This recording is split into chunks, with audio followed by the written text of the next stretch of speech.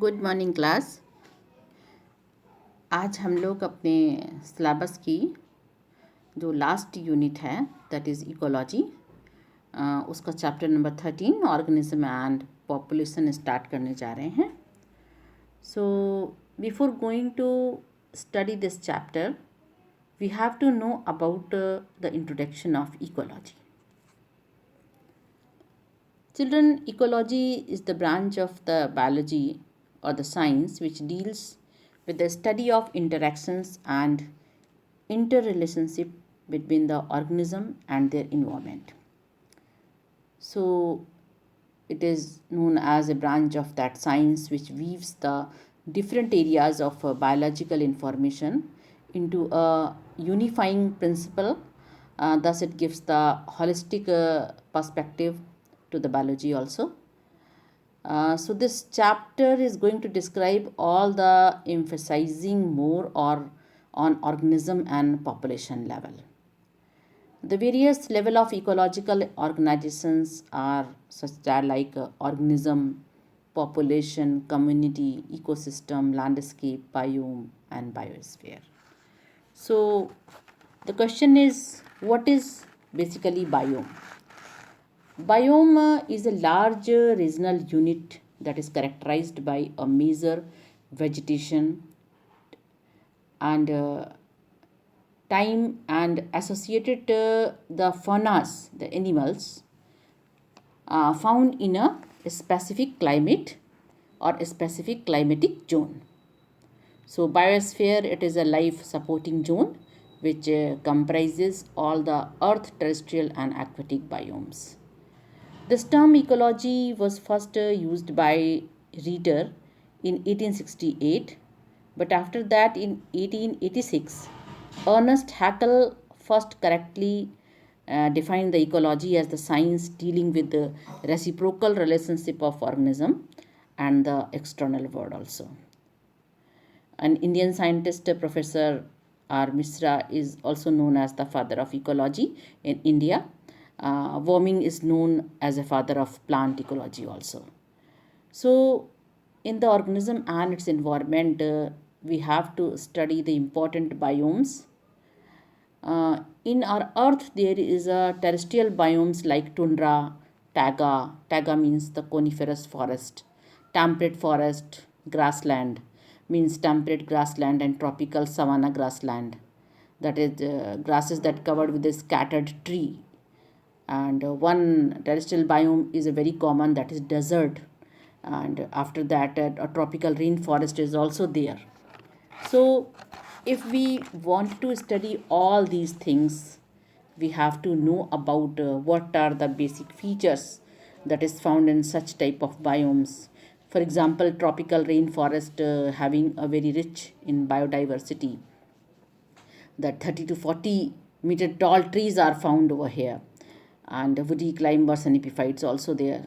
In the coniferous forest or the temperate needle-like leaf, that is also known as the taiga condition, and it is a cold temperature region of Asia, that is North America, Europe and south of the tundras. So many leaves, longs are very like needle-like. Evergreen trees are here, and the coniferous trees are also here, 30 to 35 meter long or tall trees.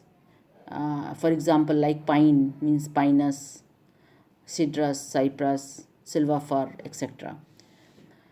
In the grassland, you know that it is tree-less biome, having so many grasses there. And in the desert, you know that there is two kind of desert on our earth: cold desert and hot desert.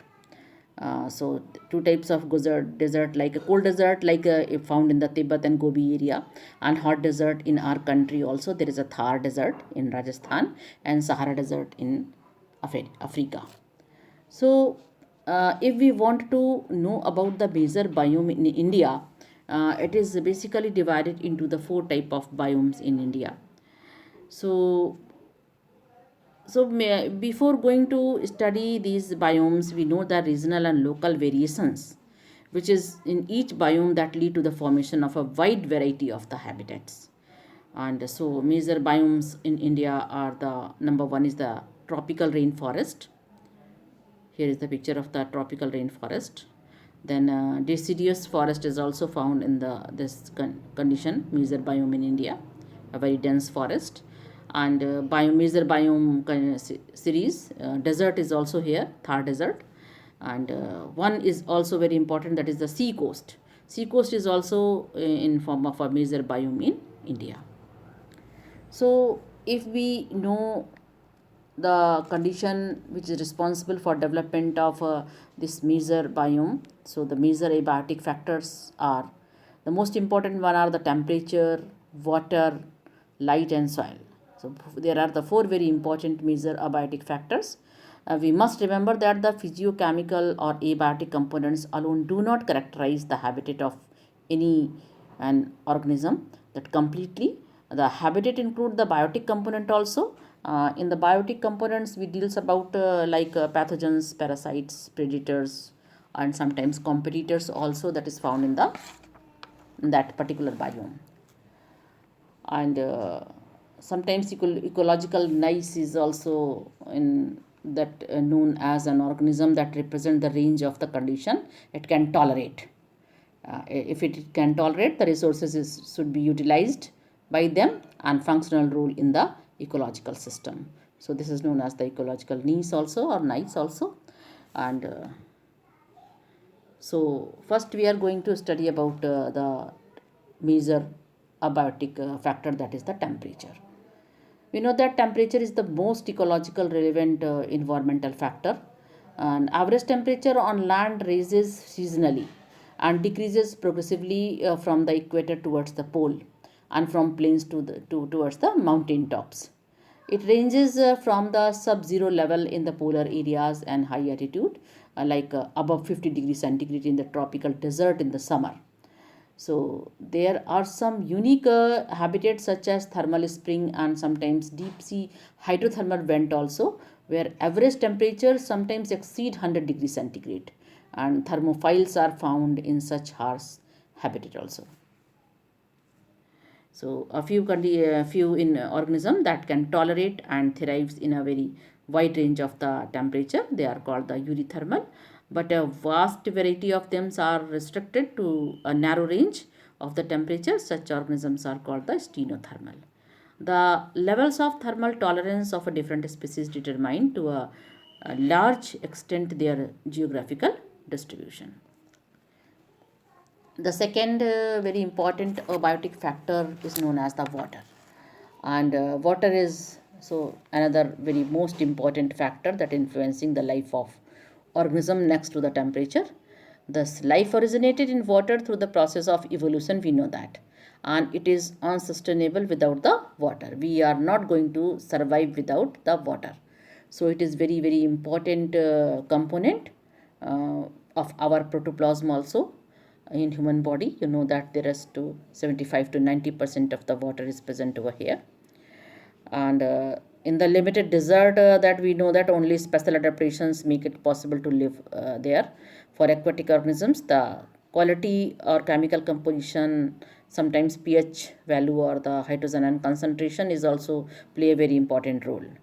And sometimes the salt concentration that is measured as the salinity in the part per thousand is less than 5% in inland water, and sometimes in 30 to 35% in the sea water, and sometimes which is 100 times greater percentage in some hypersaline lagoons also. When the lagoons is there, they are the hypersaline lagoons are there.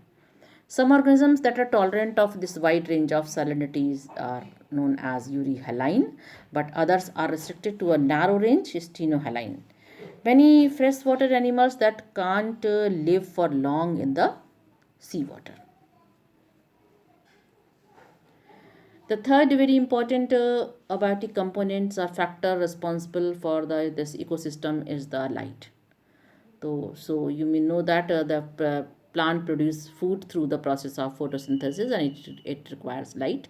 Many plants are also dependent on sunlight to meet their photoperiodic requirement for the purpose of flowering also. You know that short day plants, long day plants, day neutral plant.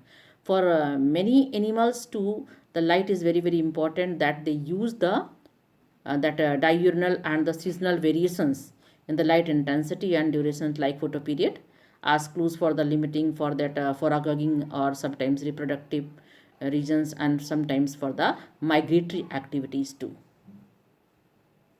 So light is very very important and for the survival.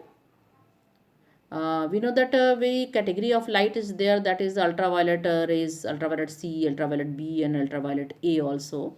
So ultraviolet C is very very lethal effect and ultraviolet B have the quite harmful, and ultraviolet A is the moderately harmful for the living organism.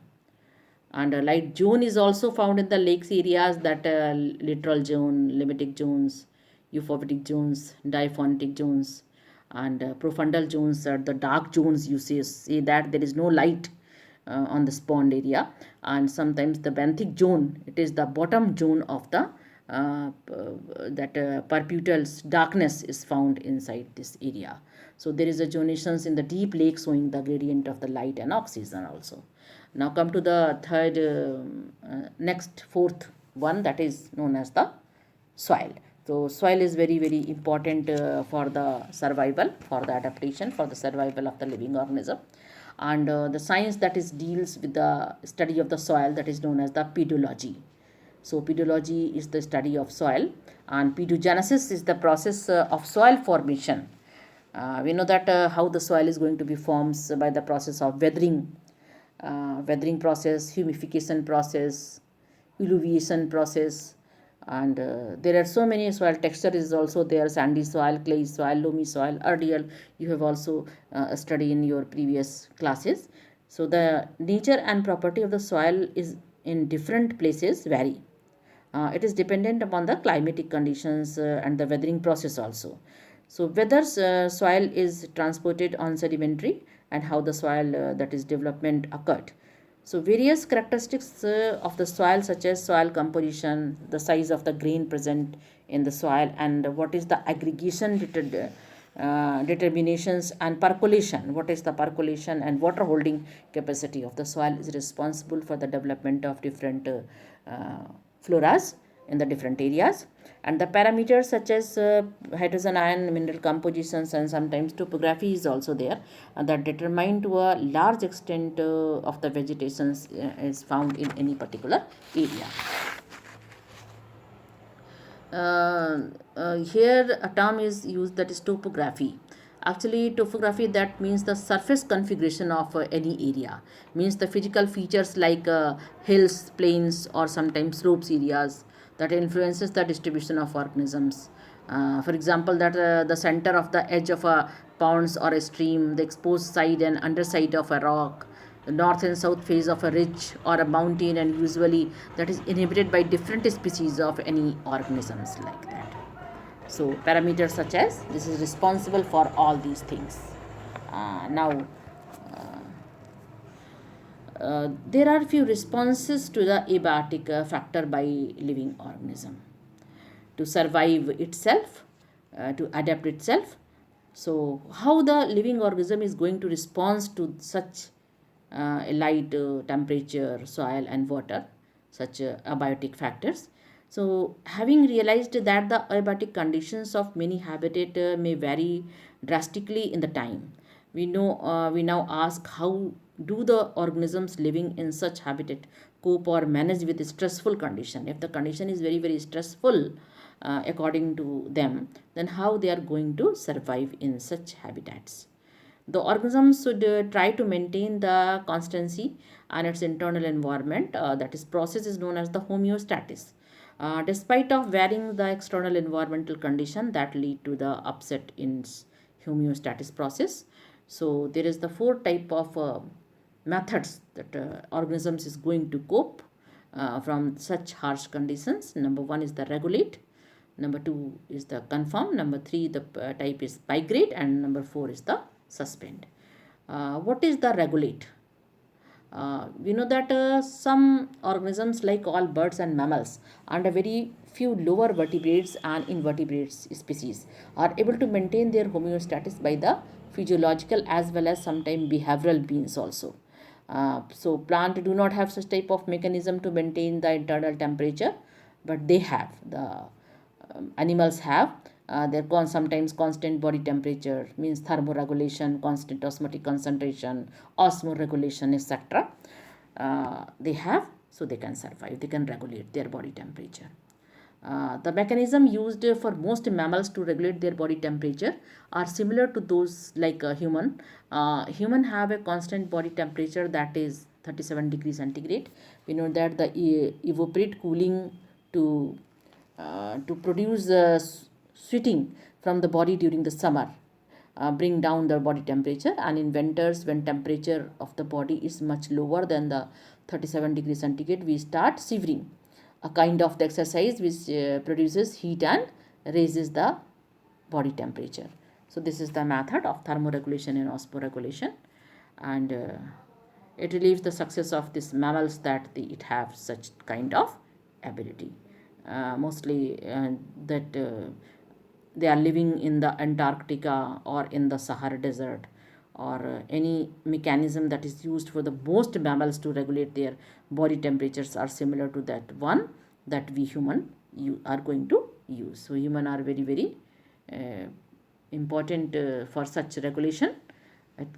He or she can regulate their body temperature according to the environmental condition. Second thing is the conform. Conforms has not evolved to become a regulators actually. So 99% of animals and nearly all plants cannot maintain a constant internal temperature. Their body temperature changes with the ambient temperature.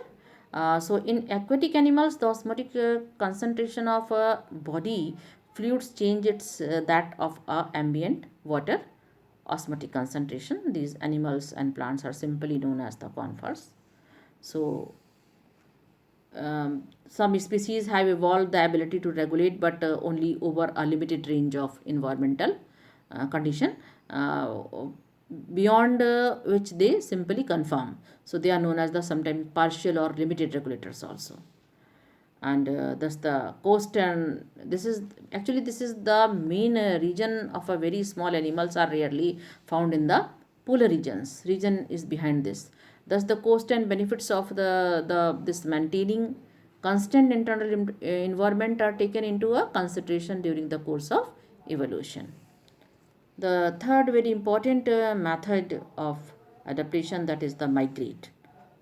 The organisms can move away temporarily from the stressful habitat to a more hospitable area, to more hospitable, and then return back when the stressful period is over.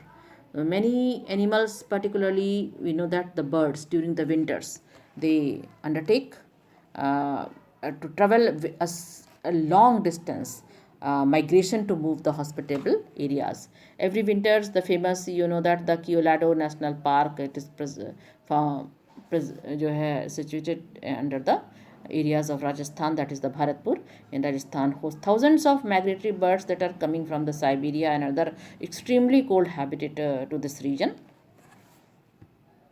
So they are known as the migration.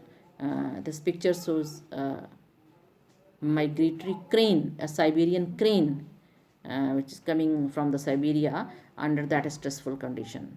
When their condition is very very stressful, come to the Indian continents.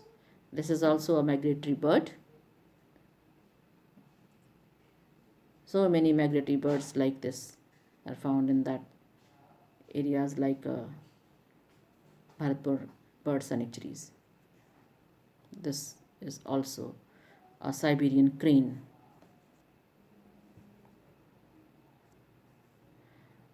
The last and the fourth process is the suspend.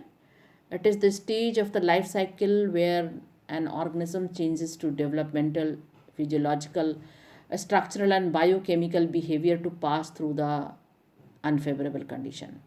So different organisms that produce the different type of perinating structure to overcome that are in from this adverse environmental condition. Like thin wall spores are formed in bacteria, fungi, and lower plants, algae, to overcome unfavorable condition. Higher plants produces the dormant structure like seeds and other vegetative propagules or structures as means to overcome unfavorable condition. These structures germinate and produce new organisms when the condition become the favorable. Some organisms avoid the stressful conditions by escaping in time. For example, that polar bear escapes the time during the winter by a process that is called the hibernation.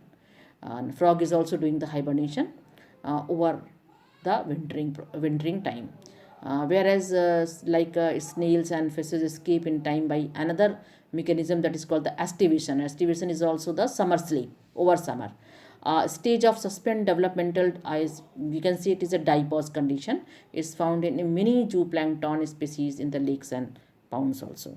So hibernation and estivation is two very important process for showing the dormancy to avoid the winter and summer problems suspended. Now come to the adaptation. Adaptation in any attribute of the organism's morphological, physiological, behavioral that enable the organisms to survive and reproduce in its habitat. Many adaptations have evolved over a long evolutionary time and are genetically fixed in the absence of an external source of water. Like the kangaroo rat, it is found in the North American desert, is capable of meeting all its water requirements through its internal fat oxidation, in which water is a byproduct, and it also has the ability to concentrate its urine so that the minimum volume of water is used to remove the excretory product. Same process is going to be happen in the camel also.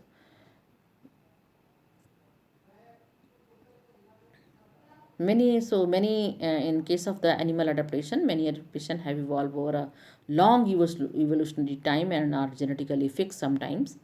So some are not genetically fixed. That example, kangaroo rat of North America, that is fulfill water need by oxidation of fat and water as a byproduct and concentrated urine. Colder region mammals, we know that have a shorter ear. Ear is shorter and limbs are very short. The reason behind this that they want to minimize their heat loss, and this rules is known as the Allen's rules. On the scientists discover it, that is the ears and limbs extremites to minimize the heat loss that mammals that are found in the colder climate. And there are three more rules that is found according to the Allen's rules. Like one is the Boltzmann rule, that very warm-blooded animals, birds and mammals have a larger body size in the cold climate than in the hotter climate. And Ren's the rules is also told that in the colder climate, bird possess narrow and acuminate wings as compared to the broader wings of birds found in the warmer area. One animals that rule is also known as the Jordan rule. As the temperature is lowered, some fishes pause their larger size with a larger number of vertebrae. So these are the reasons. We know that the Antarctic fishes can survive below 0 degree temperature. The body fluid of such fishes that contain the antifreeze solutes. They have an antifreeze solutes by which they can manage to keep their body fluid from the freezing. So desert the same is that polar bear also. The polar bear mammals have a thick fat that is known as the blubber. It is used for the insulator during that very cold weather.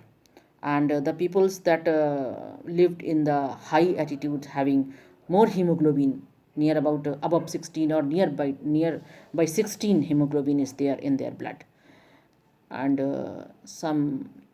sometimes this desert lizard sun basking in winter, like in this desert lizard lack actually the physiological ability to cope with the extreme temperature, but manage the body temperature by this behavioral means. They bask into the sun and absorb heat when their body temperature drop below the comfort zone, but move into the shade and when the ambient temperature start increasing.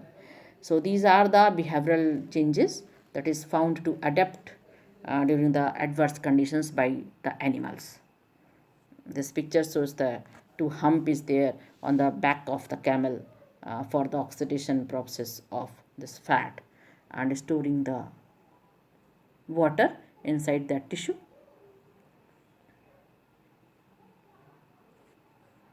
This picture shows the kangaroo rats.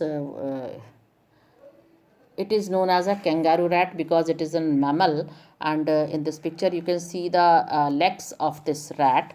The two hind limbs are longer than the forelimbs. So if he is going to sit just like a kangaroo, so this rat is known as the kangaroo rat. It is found in the desert of the America. This is the polar bear and penguins also. Two penguins are going to live the very close connectivity with each other to minimize the heat loss from their body. Now come to the plant adaptation. We know that water plants have parenchyma tissues for the purpose of buoyancy.